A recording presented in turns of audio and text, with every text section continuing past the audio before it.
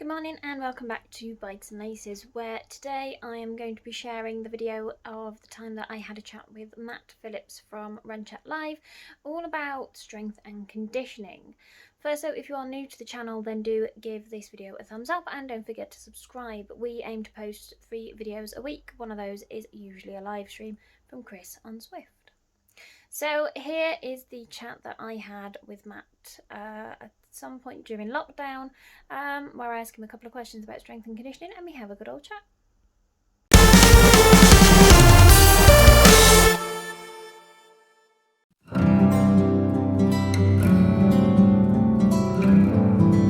Perfect. So hello to everyone who obviously comes and joins us, whether you're watching this now or later on.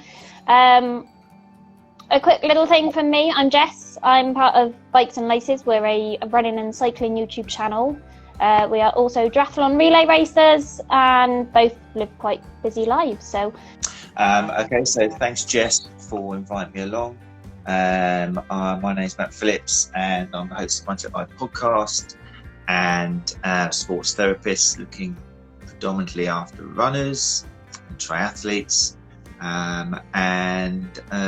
Recently because of the social distancing and the whole COVID-19, and I've been putting out a series of advice for new runners, basically because I've been going out every day running, and I thought afterwards just to help people either get back into running if they're bored and stressed out of being at home, or maybe introduce running into their lives, because I think through personal experience and knowing other runners it can really help clear your head and hopefully get people through these difficult times. So I think that's where we hooked up and met each other.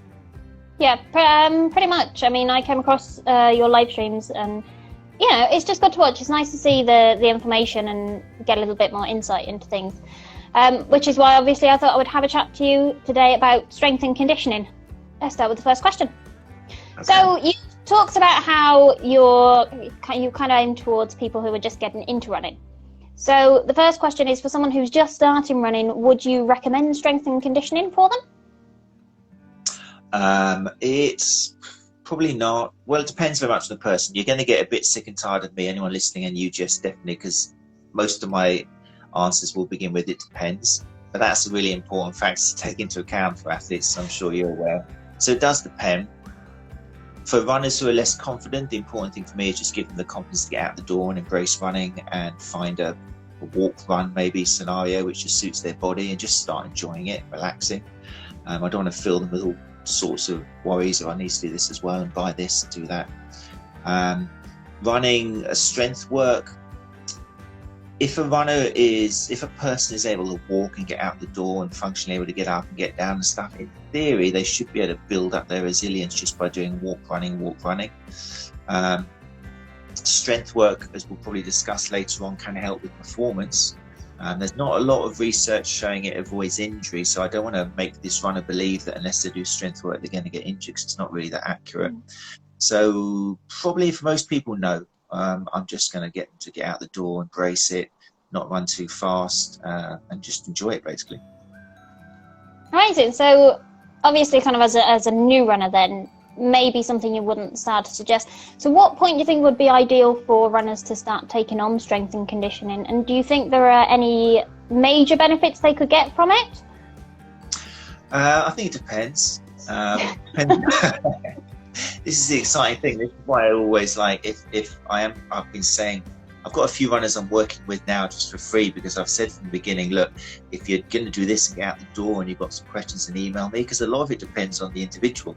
And we do like online consultations and face-to-face talk about experiences. But if a runner starts wanting to do some strength training, if they're into it and they've got access at home and the bug is already there and it's not going to make them too stressed out, then there's clear evidence that strength training can help your performance. There's a lot of research which will show, because basically running is hopping from one leg to the other. So in order to hop and be able to go further through the air, it helps if you're strong. So ultimately, this is why endurance runners or elite runners will be doing a lot of plyometric stuff and velocity stuff and skipping. We don't want to put a new runner straight into skipping and kind of explosive stuff. We want to build up their foundational strength first of all. So if a runner is keen to do a little bit and they enjoy it and they haven't got any other problems going on, cardiovascular and stuff, then yeah, I get them to do some basic strength exercises, which they probably know and they've probably done before, because every time you stand up and sit down, you're doing a squat. So we'll just do some of those, maybe kind of holding a little bit of a weight, and maybe introduce the lunge, just simple things, picking something up off the floor and standing up with a weight. So sometimes it's just everyday movements, but with a little bit of extra resistance, just to get that adaptation we're looking for. Amazing. Okay, so that kind of ties in nicely to one of the questions that Chris actually posed to me. He wanted to know, how important is strength and conditioning for runners, but also maybe for other athletes as well, cyclists in particular, I think he was maybe aiming at, but I remember you saying in one of your live streams you're not really much for cyclists as much for runners. So how important would you say it is? It depends what your goals. Sorry, you're going to get so sick of this. That's all right. It depends what your goals are. It is research, like I say, shows that strength training can improve performance. There's some good research for both running and for runners and cyclists, particularly with the cyclists, but also with running. It's the type of strength training is quite interesting, because a lot of endurance runners and cyclists feel, well, I'm doing this for hours, so I should be lifting loads of light weight for a long time, doing kind of 50, 60 reps to mimic my actual chosen sport. But the research is quite clear in the sense that it shows that you need low reps, high weight. You need to be doing kind of in the range of maybe, some of it goes as low as 5-6 repetitions with a heavy weight to cause near enough fatigue at the end. So that's something that a lot of runners and cyclists don't quite latch onto straight away, because most runners and cyclists don't like the idea of being a muscle Mary in the gym, flexing their biceps and wearing kind of little skimpy vests. But those guys, that's the sort of weights which endurance athletes, runners and cyclists need to be getting into, that kind of mentality of that spit on your hands, lift up a weight, get active by 5 reps. It's that's going to improve your body's capacity to produce the necessary output when you're cycling. Particularly cycling needs to be heavy weights. It's all relative, heavy in the sense that you can't do more than definitely 8 or 9. You need to, this is where body weight exercises sometimes, particularly on somebody who's already wrong, aren't going to make that much of a difference depending on the exercise. If you just get into the idea of doing 3 sets of 10, which is your typical kind of old school personal training thing, if you stop at 10 just because you've hit 10, when really you could do 15, 16, 17, you're not giving your body a reason to get stronger. You're not pushing it enough. So the main emphasis that these studies show is you do need to use a heavy enough resistance, whether it's a band or a weight, to actually not be able to do any more. And that's the reason you stop, because you can't do any more. You push your body to that boundary, and that's what stimulates the adaptation and you get stronger. Amazing. Okay, have you got, so what would be your top 3 strength and conditioning go-to moves? And for runners and cyclists, it might vary a little bit. I mean, my bias is towards runners, and I like encouraging runners to realise that it's the back of the legs, particularly the hamstrings for distance runners, which are taking a lot of the load. But also it's the calves, which produce up to 50% of the that springing effect in running. And this is where the weight comes into it, because a lot of runners who don't want to go to the gym, they'll go home and they'll see their stairs and they'll start doing some up and downs on the edge. But most healthy runners could probably do 20, 30 repetitions, particularly on both feet, going up and down over an edge. And the research shows that you need to be doing kind of 6, maybe 7, 8, 9, 10 repetitions. So you are going to need some kind of weight and resistance. This can be anything. This could be something easy as a kid on your back, as long as it's done safely. It could be you with a bag full of bricks on your back. I've seen runners in the garden just using big barrels of water or sand. So as long as it's heavy, then that's great. But runners and cyclists do need to be making sure they are hitting that fatigue, using enough resistance. For cyclists, we move slightly more into the front. It's more quad dominant. You look at a cyclist, you can see they're all quads. So that's where your squats and your lunges are going to be very important. But again, with a lot of weight, you're mimicking that power as you're driving down into that pedal. You're not going to do that just with your body weight, unless you're a particularly big person. Amazing. Okay, so let's talk about frequency of strength and conditioning. At the minute, my coach has set me, I've got about 2 sessions of strength and conditioning throughout the week tied in with running and everything else I do. Do you reckon there is an ideal number of sessions that you would do strength and conditioning, or would you do it maybe once a week, less, more? Where do you sit on frequency? The research is pretty cool. It points to the fact that you can actually get your adaptation with maybe a couple of times a week, and also they don't need to be that long. One of the problems that typically coaches and therapists will have with runners and cyclists is they don't really want to do their strength training. They're not all that committed. Some are, but so often therapists and coaches will give runners and cyclists too many exercises, and they expect them to do this routine, which could take them an hour and a half, and then say it 3 times a week. It's not going to happen. It needs to fit into the runner or the cyclist's lives. So the research is quite favourable in this, in that you can probably get by with just a couple of 20-minute sessions twice a week with simple exercises. You can superset them, so you could be working, for example, your quads, and then do your hamstrings straight away, maybe go to the calves, and then go back to the quads again and repeat it, a little circuit. Which is great news, because a lot of, like I say, a lot of endurance athletes, they don't want to spend too much time doing weight training. They want to get out, they want to embrace the outside on their bike or running. So you don't have to do much, and that's a good thing. I've got one more question for you, and it's actually related to skipping. So you mentioned it earlier, and I read quite an interesting article on how skipping can be helpful for tendon rehab, which is something I'm working towards at the moment with my ankle. So where do you sit on the lines of skipping as rehab for tendons or strength and conditioning as part of a daily workout? I think it's suggested 5 to 10 minutes every day for tendon rehab. Where do you kind of sit on that? So skipping is a plyometric exercise. It's very demanding because you're kind of obviously jumping up in the air and then coming down. So it's a nice closing exercise, maybe as you're getting back into running. So I always see rehab or strength training as like a ladder with different rungs. And if you imagine lying on the floor and doing a very easy exercise, if you just got over an operation or you're very weak for whatever reason, that would be at the bottom rung. And then you're working your way up, gradually increasing the stress on the tissues and in your body. Skipping would be kind of more towards the end range rehab or end range strength training. It can be an exercise which is given to runners a little bit too early. It has been shown that you do need to have a nice foundational strength before you go into plyometrics of any form.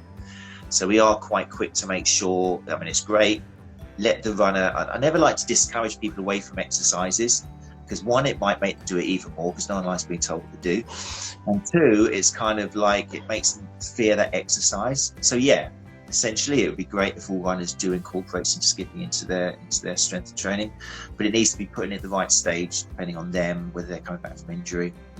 How long and how for? Again, it depends on the person. You don't want to overdo it. If you're a runner, the best way to get strong is to run. So anything else you do is supplemental. So you don't want to take time away from your running. But yeah, it's a good plyometric exercise. It's good for coordination, neuromuscular communication, and it's fun as well, which is another thing which is really interesting, which my next guest on One Chat Live, this isn't a plug, but it kind of ties in with it. But Todd Hargrove is a fantastic writer from Seattle, and he's written a couple of books, Better Movement, and his latest one, Playing with Movement, he's going to be talking about. But he reminds us that one of the things which we've lost a little bit in exercise, we treat it a bit like school, is we take the fun element out of it. And when you look at the research, your body changes when it's in fun, when you've got interesting goals. And he takes it a lot back. He's from Feldenkrais background, so it's all about how kids develop.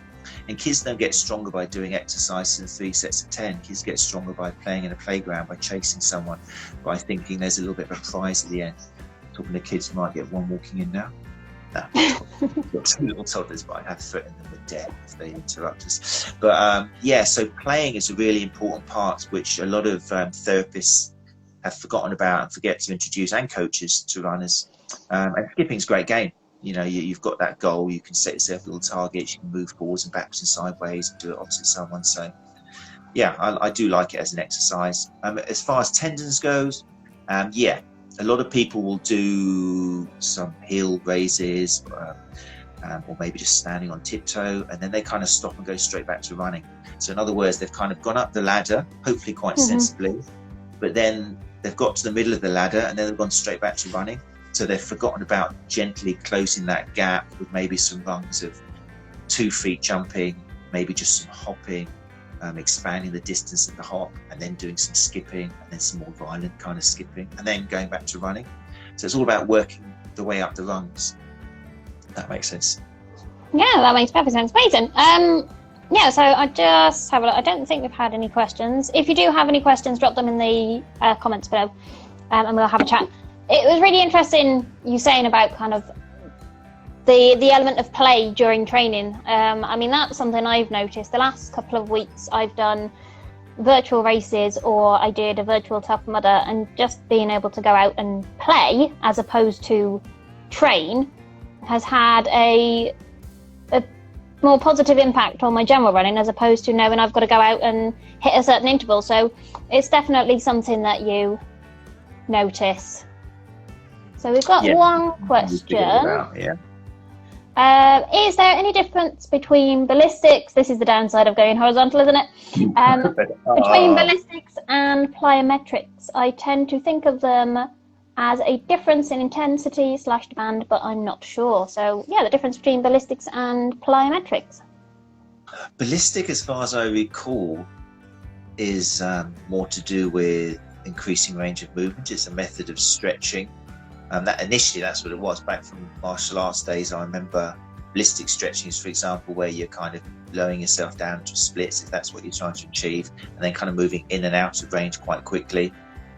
It's the research is debatable, but it's used as a form of dynamic stretching, taking yourself to endpoint. It can be a little bit dangerous if you do it correctly, but plyometric exercise is more about decreasing the time between, for example, landing when your tendons stretch and then exploding and making them short again. Because that's what running is all about. It's all about when you land, if you imagine you've landed and then your body weight starts moving across your foot, at that stage your calf and your Achilles are lengthening. Okay, not by a lot, but they're getting longer as you're moving over. And during that stage, they're actually converting the energy they're taking from the impact of landing, they're absorbing that and changing it ready for the propulsive stage, where they shorten again when you come off behind you at toe off. And that's the secret basically of running. Often I compare it to a spring analogy, where you're landing on a spring like a pogo stick. As you land, then you're absorbing that ground force, and then you move forwards, and then you use that ground force to spring forwards. And that's the secret of running further. And that's the idea behind plyometric exercise, helping runners become more economical and travel further through the air. Yeah, that was from Links to Injury Emma, who I've recently connected with over Instagram. She said, thank you. She's always known it as dynamic. We like Emma. Emma's just done a great 5k run. Thank you, Emma. Just say thank you for doing that in fancy dress. We're raising money for World Health Organization, and I think Emma did it yesterday. So it's great. Thank you, Emma. Amazing. Yeah, I saw your post on it. It looked really good. Hopefully you enjoyed it, and it was good fun. Like we say, going back to that playing element of training certainly makes a difference. Yeah, I think that pretty much kind of sums up all the questions from me. Is there anything else you wanted to say, talk about, or ask? No, I mean, probably I'll save those questions when I get you on my podcast. I think I found you very interesting, and the information you're putting out there on your YouTube channel. There's a can I say young without sounding patronising or condescending? I don't know how old you are, but there's a youthfulness there. You can have youthfulness as an older person as well. There seems to be a spark of wanting to learn and share and help, and I saw that straight away, and it's admirable. So I'm happy that you asked me to come on this show, and at a later stage, hopefully maybe in June or July, I'll grab you on Run Chat Live and talk to you about where you've come from and how you got into all of this, if that sounds good. Yeah, definitely. But yeah, so it's been brilliant speaking to you and chatting and getting a bit of insight. Also a couple of things kind of I can do a bit of research on and look into. And it's been lovely kind of seeing all the people who have jumped on and watched as well. So yeah, anyone who's come from my side, do go and say hello and go and check out Run Chat Live. He's done some brilliant videos on his YouTube channel, but also some really good live streams, which I've enjoyed watching. Hopefully we'll see a few more from you and I'll jump in on them throughout the week. That'd be great. Yeah, hopefully we'll keep them up. Hey, Dave as well. I'm seeing a few names in here. It's tricky for me. I'm hurting my neck already. But yeah, Emma and Dave Wilson. So yeah, we've got a few people here. That's great. It'd be nice to get a crossover. Yeah, fantastic. Okay, Right. then, Thanks very much for today. Thanks, people. See you later. Bye-bye. Bye. Okay, thanks for watching. I hope you enjoyed that video. If you do have any questions or comments, then do pop them down below. And if you did enjoy this video, then make sure to give it a big thumbs up and don't forget to subscribe to the channel. And if you ring the bell, you will be notified of all the upcoming videos that we have.